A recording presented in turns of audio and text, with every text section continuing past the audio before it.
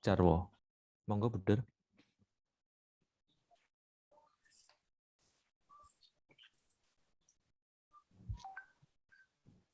Oke, terima kasih Pak Adi, para Romo, para Buddha, Suster, Bapak Ibu, selamat pagi, berkah dalam, salam jumpa dengan kami. Saya Buddha Markus Sujarwo FPC, dalam hal ini menjadi bagian koordinator atau tim pelaksana program organisasi penggerak Panguti Luhur untuk jenjang sekolah dasar. Saya tidak akan menyampaikan secara konseptual karena secara panduan umum saya kira nanti kita tidak akan berbeda sangat jauh dari posisi kami sebagai ormas. Jadi Bapak, para Buddha dan para Romo bahwa ormas dalam hal ini adalah Panguti Luhur. Maka nanti ketika kita proses ke GTK, yang dikenali adalah POP Ormas Panguti Luhur. Ismaya itu hanya bagian dari kita sebagai bagian konsorsiumnya. Dokumen-dokumennya nanti akan masuk ke Panguti Luhur. Itu yang pertama. Perkenankan saya untuk masuk di panduan umum secara singkat saja. Perkenankan saya untuk berbagi layar. Apakah layar bisa tertampil, Bapak Ibu Suster? Ya, sudah bisa, Buder. Terima kasih. Jadi untuk POP panduan umum ini kami secara global kurang lebih sama dengan SMP. Ada beberapa catatan yang perlu untuk saya sampaikan kepada saudara semuanya, bahwa untuk proposal yang diajukan di SD itu berjudul penguatan kepala sekolah dan tenaga guru atau guru dalam mendidik generasi abad 21. Proposal ini berbeda dengan proposal yang disampaikan di SMP karena posisinya adalah Panguti Luhur pada waktu awal mengajukan 3 proposal dan disetujui oleh GTK kedua-duanya, yaitu yang jenjang SMP dan juga jenjang SD. Yang jenjang TK kita belum beruntung pada waktu itu. Nah, kami merasa bahwa di dalam proses proposal tersebut perlu pengembangan kompetensi kepala sekolah dan guru dalam penyelenggaraan pendidikan dan pembelajaran. Maka kunci dari proposal kami adalah peningkatan para kepala sekolah dan guru mengenai perkembangan pendidikan modern di abad 21. Dalam hal ini, dalam hal literasi, numerasi, dan karakter. Karakteristik proposal kami disetujui itu untuk literasi dan karakter secara khusus, tetapi kami juga tidak meninggalkan untuk proses numerasinya. Output yang diharapkan pasti kurang lebih sama, cuma lebih kepada tingkat sekolahnya saja yang berbeda. Jadi kalau tadi Bu Derwarto menyampaikan tingkatnya di SMP, kami lebih tingkatnya di sekolah dasar. Sama yang akan kita tingkatkan adalah kompetensi kepala sekolah dan para pendidik. Lalu tipe intervensi, maka ini yang agak sedikit berbeda. Jadi kalau SD, menurut yang digolongkan dari GTK beberapa waktu yang lalu, kami memaknai untuk tipe intervensinya adalah pengetahuan substansi guru. Ada 2 pokok komponen yang nanti akan menjadi komponen ukur, atau ini adalah indikator-indikatornya. Yang pertama adalah kemampuan guru dalam menyelaraskan RPP sesuai dengan kurikulum yang ditetapkan oleh tingkat satuan pendidikan. Dan ini adalah indikator-indikator yang nanti menjadi bagian dari monitoring dan evaluasi dari GTK. Maka tipe intervensi ini baru muncul beberapa waktu ini, Buder, Romo, Bapak Ibu semuanya. Jadi beberapa minggu yang lalu GTK lalu meminta supaya proposal-proposal tersebut yang sudah disetujui untuk semua ormas lalu disediakan 6 tipe intervensi. Setelah kami merefleksikan apa yang kita akan laksanakan, kami lebih menekankan kepada tipe intervensi yang pertama. Jadi ada 2 komponen yang nanti akan kita monef atau kita berikan intervensi, yaitu kemampuan guru dalam menyelaraskan RPP sesuai dengan kurikulum. Yang kedua adalah pemahaman guru dalam mengintegrasikan keterampilan abad 21 dan berpikir kritis dalam RPP dan proses pembelajaran. Jadi dua komponen inilah yang nanti akan kita dekati dengan beragam kegiatan atau beragam subkegiatan yang kita laksanakan dalam program POP ini. Jadi ini adalah indikator-indikator ketercapaian yang nanti akan diukur dari sisi pendidik dan tenaga pendidikan kita, dalam hal ini adalah para kepala sekolah kita. Lalu secara singkat, diklat yang akan kita selenggarakan untuk jenjang SD ada 7 mata modul atau mata diklat. Yang pertama adalah terkait dengan socio-technological knowledge management. Yang kedua adalah transformasi pembelajaran abad 21 terkait dengan literasi, numerasi, dan karakter.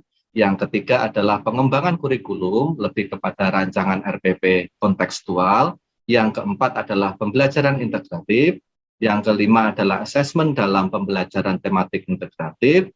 Yang keenam, pengembangan learning management system. Yang ketujuh adalah implementasi pembelajaran flip classroom. Jadi ini adalah topik-topik atau modul-modul yang nanti akan kita sampaikan kepada para kepala sekolah dan tim pengembang sekolah. Jadi kalau di SMP tadi yang diintervensi waktu awal adalah para kepala sekolah dan waka, kalau di SD itu kan tidak ada sebutan waka atau wakil kepala sekolah, tetapi ada orang-orang yang dipercaya oleh kepala sekolah sebagai tim pengembang sekolah. Berapa jumlahnya yang nanti akan diintervensi secara khusus, nanti kemudian akan kami sampaikan. Jadi desain implementasi programnya kurang lebih sama, yaitu implementasi program ini adalah POP dan kita bersama-sama dalam konsorsium ini, pengurus Yayasan Pangudi Luhur dan Bapak Ibu Suster Romo berada di dalam pengurus Yayasan Konsorsium. Nanti kami akan mentrain untuk 20 trainer yang mana akan bersama-sama dengan para narasumber mendampingi para kepala sekolah dan tim pengembang sekolah. Jadi nanti ini dalam satu suasana diklat, para kepala sekolah dan tim pengembang sekolah. Jumlahnya beragam berdasarkan besar kecilnya sekolah. Nah, nanti datanya akan kami sampaikan kepada semua yayasan konsorsium. Nah, diharapkan di dalam suasana diklat ini nanti ada kesempatan untuk in-house training bersama dengan rekan-rekan pendidik di dalam satu satuan pendidikan. Dan akhirnya nanti di dalam peserta didik. Kalau gambaran secara umum, POP di tahun 2021, kalau tadi Buden Martin lebih menekankan kepada pengelolaan para trainer dan kepala sekolah, kami hanya sedikit sekali porsi untuk kepentingan guru, karena kami lebih fokus kepada para kepala sekolah dan tim pengembang sekolah selama 2 bulan ke depan sampai dengan tanggal pertengahan di Desember. Maka ini adalah POP tahun 2021. Mudah-mudahan nanti ketika proses ini dinilai oleh GTK masih dilanjutkan sesuai dengan apa yang ditandatangani oleh Buden Martin sebagai Ketua Ormas di tahun 2022. Di tahun 2022 lebih akan banyak berdinamika di level kepala sekolah dan guru dan juga asesmennya kepada para peserta didik. Dan di tahun 2023 lebih kepada para guru dan para peserta didik. Jadi ini adalah pembagian wilayah siapa yang akan kita intervensi. Jadi kalau pada waktu singkat ini kami hanya akan pada kepala sekolah dan tim pengembang dan ada 2 kegiatan bersama dengan para guru. Yang berikutnya yang ingin kami sampaikan adalah alur pelaksanaan implementasi program. Jadi hari ini kita semua ada di dalam yang namanya rakor panitia dan konsorsium di dalam suasana FGD pengembangan program. Lalu kemudian nanti ini merupakan bagian dari tahap persiapan. Nah, tahap persiapan ini akan berakhir sampai dengan akhir minggu depan. Akhir minggu depan ini khusus untuk kita para yayasan konsorsium dan panitia menyiapkan secara lebih singkat, lebih serius terkait dengan program pengembangan. Lalu yang kedua adalah proses atau tahapan kegiatan pembekalan nanti kita akan ketemu lagi ada yang namanya workshop Yayasan Konsorsium, lalu training of trainers. Nanti di sini adalah bagian dari kegiatan pembekalan. Baru setelah kegiatan pembekalan ini, kita akan melaksanakan yaitu pelaksanaan diklat, yaitu diklat tim pengembang sekolah yang terdiri dari kepala sekolah dan tim pengembang sekolah itu sendiri. Lalu ada in-house training untuk semua satuan pendidikan, lalu ada FGD untuk semua yayasan atau semua satuan pendidikan yang menjadi sasaran atau sekolah sasaran bersama dengan para trainers, lalu baru ada kuliah umum. Dan nanti kita akan memonitor di akhir kegiatan selama proses kegiatan maupun subkegiatan ini dilangsungkan. Nah, kalau kita lihat lini masanya, supaya ini sebagai pengetahuan dari semuanya Yayasan Konsorsium adalah kita saat ini berada di Rakor Konsorsium. Jadi di tanggal 2 Oktober, kami akan FGD pengembangan program nanti sampai dengan besok bersama-sama dari Rakor Konsorsium kita adakan di tengah-tengah FGD pengembangan program. Lalu kita akan raker persiapan panitia itu di tanggal 4 sampai dengan 9 dan nanti ada kesempatan raker bersama dengan konsorsium. Jadi Bapak Ibu Buder Suster Romo nanti akan ketemu sama kami lagi membahas terkait dengan hal-hal teknis juknis itu pada tanggal 5 sampai dengan 6 Oktober secara daring. Setelahnya akan kita tutup BIMTEK dan simulasi untuk kegiatannya. Jadi ini hanya khusus untuk para panitia yang bagian atas. Lalu lini masa berikutnya adalah BIMTEK pengurus dan yayasan perwakilan nanti kita akan ada di tanggal 12 sampai dengan tanggal 16. Di tengah-tengah ini ada workshop untuk anggota pengurus konsorsium. Jadi ini ada workshop terkait dengan apa bagian dari yang perlu untuk kita diskusikan dan seterusnya. Lalu tanggal 20 sampai dengan 23 Oktober ada TOT untuk para trainer yang nanti yayasan-yayasan kirimkan kepada kami, yayasan-yayasan tunjuk kepada kami sesuai dengan jumlah yang perlu untuk dibutuhkan. Lalu baru dimulai diklat tim pengembang dan kepala sekolah. Jadi tim pengembang itu diklatnya cukup panjang, ada 13 hari untuk diklatnya, sehingga nanti diatur tanggal 25 sampai dengan 30, tanggal 2 sampai dengan tanggal 4, tanggal 9 sampai dengan tanggal 11 November. Diakhiri dengan kuliah umum, lalu ada in-house training. Nanti ada in-house training bagi para kepala sekolah bersama dengan semua guru di unit masing-masing. Bersamaan dengan ini, refleksi-refleksi mereka bersama akan ada FGD di tanggal 7, 9, 11, dan 14 Desember. Ini sangat padat para Romo, Buder, Suster, Bapak Ibu, karena apa? Desain kegiatan 9 bulan yang kemarin ketika awal sebelum kita setelah pandemi berlangsung dan kami itu mendapatkan kepastian, lalu baru mendapatkan kepastian lagi itu pada Agustus yang lalu. Kenapa kegiatan ini tidak dilaksanakan sejak awal? Karena biasa kegiatan dari bantuan pemerintah dalam hal ini POP, kegiatan boleh dilaksanakan ketika dana itu sudah dikonfirmasi ke ormas yang ada. Jadi dana itu baru dikonfirmasi awal minggu ini. Jadi dana baru tertransfer, baru kita bisa melaksanakan kegiatan-kegiatan yang dilaksanakan, disampaikan ini. Lalu kegiatan monef dan pelaporan kami susun agendanya demikian. Monitoring dan evaluasi subkegiatan itu inline, artinya sejalan dengan agenda kegiatan dan subkegiatan. Lalu terkait dengan evaluasi pelaksanaan kegiatan secara global nanti tanggal 17 sampai dengan 18, evaluasi programnya itu tanggal 20 sampai dengan tanggal 21, dan penyusunan laporan akhir untuk kegiatan dan laporan keuangan itu tanggal 22 sampai dengan 25 Desember. Karena kami harus melaporkan maksimal tanggal 31 Desember pukul 11.59. Saya kira ini perlu untuk dipahami bersama, sedemikian padat untuk kegiatan-kegiatan yang ada. Dan kegiatan ini tentunya tadi Bu Derwanto sudah menyampaikan dilaksanakan dengan model daring. Maka metode pelaksanaannya adalah metode daring. Nah, untuk khusus di sekolah dasar, karena kami berbicara terkait dengan proses pembelajaran di abad 21, maka kami menyiapkan Dual Learning Management System yang nanti mudah-mudahan ini menjadi bagian dari pengembangan sekolah, yaitu Office 365 dan My Second Teacher. Nah, nanti My Second Teacher ini seluruh pembiayaannya tentu dari kami atau dari Ormas. Nah, semoga nanti ini semuanya berjalan lancar. Pasti ada masalah terkait dengan bagaimana sekolah-sekolah atau satuan pendidikan sasaran yang saat ini kesulitan terkait dengan internet. Nanti kita coba diskusi terkait dengan hal ini.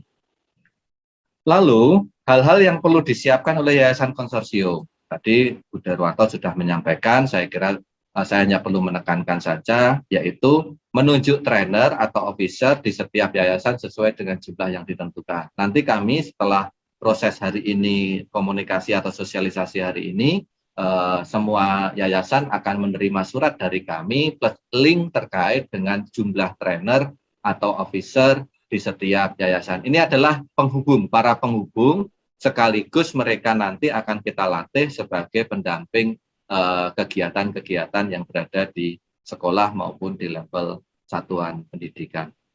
Lalu yang sekolah perlu lakukan atau sekolah sasaran perlu lakukan, yang pertama kami memerlukan melakukan pengecekan kembali terhadap data guru dan membantu melengkapi data yang diperlukan melalui link yang sudah disediakan. Perlu Bapak, Ibu, para suster, para Romo ketahui bahwa kalau tadi Bu Darmatin menyampaikan jumlah guru dan kepala sekolah yang berada di kegiatan awal atau proposal itu sebanyak 1.818 guru dan kepala sekolah. Setelah kami data ulang kemarin, dengan tentunya dengan mutasi yang terjadi dan seterusnya, dan itu masih dimungkinkan, jumlah guru yang sampai saat ini kami dari 166 sekolah sebanyak 2.072 guru. Jadi kami yang SD itu masih mengakomodir sampai dengan di angka 2.072 guru. Jadi nanti itu yang akan kita intervensi. Lalu yang dari SD ada penambahan kuota dari 166 kepala sekolah dan 355 semuanya. Itu nanti kami akan mengintervensi di waktu awal ini sampai pada 502 kepala sekolah dan guru. Maka untuk tim pengembangnya kami tingkatkan menjadi 2 kali lipat daripada yang kami rencanakan di waktu awal, supaya proses transformasi ini menjadi lebih cepat. Lalu di sekolah itu ada beberapa guru ditunjuk sebagai tim pengembang sekolah sesuai dengan jatah yang akan kita berikan. Nanti kami akan menyampaikan. Lalu menandatangani fakta integritas berisi kesanggupan mengikuti kegiatan BOP ini sampai dengan selesai. Ya, kita menyadari bersama yang di SD itu sudah ada grup para kepala sekolah yang kemarin kami minta ada 148 yang sudah mengkonfirmasi, berarti kami masih punya sisa sampai dengan 166 yang belum mengkonfirmasi beberapa orang. Tetapi pertanyaannya adalah mungkin karena komunikasi kita belum sampai kepada yayasan dan belum sampai kepada sekolah-sekolah, maka nanti ini kami akan sertakan surat kepada para kepala sekolah sasaran terkait dengan apa yang perlu dilakukan. Kalau dari data komposisi jumlah sasaran, maka ini didasarkan pada MOU pada waktu awal SIM PKB, artinya sistem informasi manajemen pembinaan kependidikan berkelanjutan itu sudah dikunci. Jadi kita tidak bisa lagi untuk menambahkan atau mengurangi terkait dengan siapa mereka, siapa sekolahnya. Jadi untuk Yayasan Santo Yosef Medan ada 14 sekolah dan seterusnya. Memang yang paling banyak adalah pada waktu itu Yayasan Pendidikan Katolik Keuskupan Manado, ada 63 satuan pendidikan. Untuk Yayasan Pangudiluhur sendiri pun juga tidak semuanya bisa kita intervensi karena keterbatasan waktu di dalam memenuhi MOU antara Yayasan Pangudiluhur dengan dinas-dinas pendidikan di mana satuan pendidikan kami itu ada. Oleh karena itu tadi Bu Martin menyampaikan di depan, jikalau hal-hal ini akan teman-teman yang belum masuk, ya perlu untuk kita sikapi bersama. Kalau tadi usulnya adalah adanya sebuah peninjau, ya dengan pembiayaan mandiri, mari nanti kita diskusikan di akhir sesi ini. Lalu karena pada waktu itu jumlah kita itu belum memenuhi syarat dan seterusnya karena keterlambatan, ini waktu itu sangat penting, maka ada tambahan-tambahan terkait dengan Yayasan Budi Mulya Lourdes. Ini menjadi bagian dari Yayasan Tunas Karya di Pangkal Pinang. Lalu Yayasan Kanisius dan Yayasan Usaba. Tidak semua yayasannya sama antara SD dengan SMP, tetapi berada di kabupaten kota yang kurang lebih sama. Karena pada waktu itu data yang kami dapatkan memang ini sangat terbatas. Ada beberapa catatan terkait dengan yayasan-yayasan ini, nanti mari kita sampaikan. Kuncinya adalah yang dari GTK adalah jumlah sekolah sasaran yang terlaporkan kepada GTK tidak boleh kurang dari sekolah yang tercatat, 166 sekolah dan 144 sekolah untuk SMP. Tetapi jumlah guru yang diintervensi ya sesuai dengan realitas yang ada. Jadi ini yang terjadi di kita. Nah, maka kalau daerah sasaran yang disetujui, saya kira ini saya cepat saja. Kabupaten-kabupatennya, melihat kabupaten-kabupaten seperti ini tentu Kota Gorontalo nanti yang mungkin akan satu sekolah yang ada di sana. Yang lainnya saya kira tidak ada masalah banyak yang untuk daring. Tetapi ada beberapa data yang kami lihat bahwa untuk Kepulauan Bangka Belitung beberapa sekolah tidak tersedia sinyal internet, maka ini nanti perlu untuk kita diskusikan juga terkait dengan bagaimana sekolah-sekolah ini.